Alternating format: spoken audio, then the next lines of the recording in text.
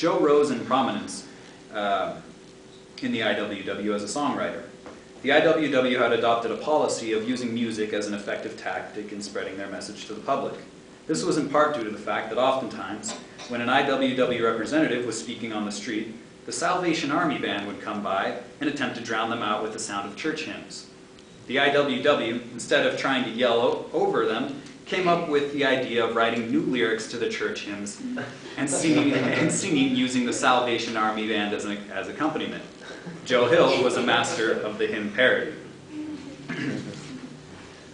Though Joe denies involvement, it is fairly certain that he was among Wobblies, that with Mexican anarchists Ricardo Flores Magón, I'm probably mispronouncing that, and his brother Enrique Flores Magón, in the 1911 Magonista Revolt, which established several short-lived revolutionary communes in Baja, Mexico. Joe Hill was reportedly in charge of enlisting Wobblies in Los Angeles into the rebel army. The force was eventually overwhelmed by the Mexican army, and they retreated back into the U.S. Another notable event occurred in 1911, the Harriman and Illinois Central Railroad System shopman strike. Throughout the Harriman system, 9 craft unions united into a system federation. All 9 of these unions presented the same 16 demands to the Harriman system companies. Core among their demands was to be recognized as a single collective bargaining agent. Railroad management rejected the 16 demands and would only bargain with the separate unions one at a time. The IWW saw the unification of the unions as an important step towards building the one big union, and hence they provided support for the Federation. The company's response to the promise of a strike by the Federation was to lay off many union workers and hire non-union men to take their place. The union workers were understandably pissed, and the strike began immediately. 300 men in San Pedro and 1,400 in Los Angeles walked off their jobs on the same day. The trains, however, kept moving, partially due to non-union workers remaining at their posts, but even more so due to union engineers, firemen, and brakemen who refused to strike.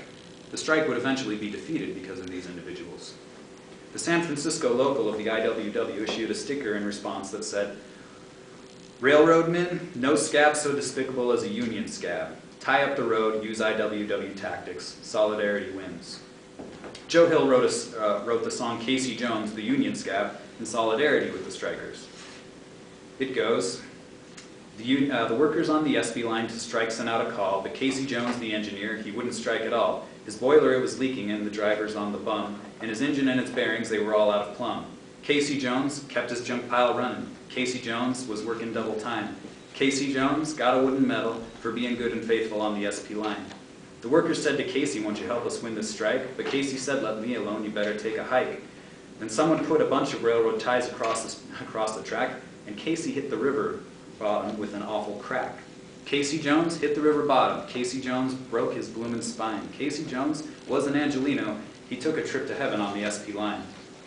When Casey got up to heaven, way up to the pearly gates, he said, "I'm Casey Jones, the guy that pulled the SP freight." "You're just the man," said Peter. Our musicians went on strike. You can get a job at a scabbing any time you like." Casey Jones got a job in heaven. Casey Jones was doing mighty fine. Casey Jones went scabbing on the angels, just like he did to workers on the SP line. The angels got together and they said it wasn't fair for Casey Jones to go around a scabbing everywhere. The angels, union number 23, they sure were there, and they promptly fired Casey down the golden stairs. Casey Jones went to hell a-flying. Casey Jones, the devil said, "Oh fine." Casey Jones, get busy shoveling sulfur. That's what you get for scabbing on the SP line. Not much is known of Joe Hill's activities from this point until about 1914. What is known is that he left San Pedro in the summer of 1913 to Los Angeles, and from there he departed with the intended destination of Chicago. He stopped in Salt Lake City to earn some money for the rest of his trip. He found work in Park City, which at the time was just a small mining town. But Joe became ill while working in Park City and had to be hospitalized for 2 weeks, which resulted in him losing his job. Joe and a friend named Otto Appelquist became guests of the Esilius brothers, who lived in Murray, Utah. On January 10th, 1914, Joe left the Esilius' home sometime between 6 and 9 p.m. and did not return until around 1 a.m. Around 11:30, he arrived at the home of Dr. Frank McHugh. Joe was wounded and carrying a pistol. He explained to Dr. McHugh that he had been involved in a fight with a man who claimed he had insulted his wife, and the man shot Joe beneath his armpit, leaving an exit wound in his back. Joe explained that he had then wrestled the gun out of the man's hands and claimed it for himself as a souvenir. Joe refused to divulge the name of the man or woman, the man or the woman, or the location where this event took place. Dr. McHugh treated Joe, and an associate of Dr. McHugh's drove Joe back to the Acilius residence.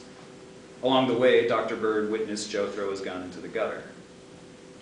Meanwhile, around 10 p.m. of the same night, John G. Morrison and his two sons were closing a grocery store when two men wearing red bandanas entered the store, yelled, "We've got you now," and shot John Morrison, who was lifting a sack of potatoes behind the counter. They also shot and killed Arling Morrison, his son. Several witnesses reported seeing two assailants fleeing the store. One ran awkwardly and held his chest as if he had been wounded. A theory spurred on by the presence of blood trails found near the crime scene. John Morrison succumbed to his wounds shortly thereafter at the police station hospital. The police made a thorough search of the surrounding area and procured 4 suspects. 2 of them were men apprehended while trying to board a freight train. The policemen reportedly had to empty their guns to apprehend them. The 2 suspects turned out to be wanted in Arizona for $300 robbery. They were not, however, held as suspects in the Morrison case. Another man was found walking near the Morrison grocery soon after the shootings with a bloody handkerchief in his pocket. The man claimed he was innocent, the police believed him, and he was sent on his way. Though he reported he was staying at the Salvation Army house, which turned out not to be true. A 19-year-old boy was also under suspicion when he walked into the police station that night with a .38 caliber bullet wound in his arm. He was questioned and then released. The assumed motive for the murder was revenge, since no attempt at robbery was made, and the assailants said only, "We've got you now," fired, and fled the scene. John G. Morrison had worked for many years as a police officer and often feared that, that many he'd put into jail would one day seek revenge on him. He had in fact been attacked twice before at his grocery store, and both times he returned gunfire and lived. The first attempt resulted in the death of one of the assailants, and the second, he wounded one of the assailants who then fled the scene on a bicycle. Many believe that the third and final attack was one of the assailants come to finish the job. Several witnesses reported seeing a suspicious-looking man in the area of the murder that same night. That man turned out to be a convict by the name of Frank Z. Wilson, who then became the primary suspect in the robberies. That is, until Dr. McHugh's associate, Dr. Bird, relayed the story of Joe Hill's mysterious wound to the authorities. 3 or 4 days after the shooting, the police arrived at the Acilius residence to apprehend Joe. The Acilius family showed the police to Joe's room, where he lay in a severely weakened state due to his gunshot wound. When the police entered the room, Joe reached for a handkerchief and was promptly shot in the hand by one of the officers. The bullet shattered Joe's knuckles, and Joe was taken to the Salt Lake County Jail in such a weakened state that he could not even speak. The officer who shot Joe Hill failed to report that he had actually done that, and so the authorities, the other policemen, spent their time trying to come up with theories as to when he got shot, and they traced it to the blood trails that were left at the crime scene. And then he later came out and said, "Oh, I shot him because he was reaching for a gun." But then later investigations showed that Joe didn't even have a gun in the room with him. At first, the police reported that Joe Hill was actually their initial suspect, Frank Z. Wilson. But after the police learned of Joe Hill's true identity, the songbird of the IWW, their tone changed, and they ecstatically reported that they had apprehended Joe Hill, who was certainly the man who committed the Morrison murders. The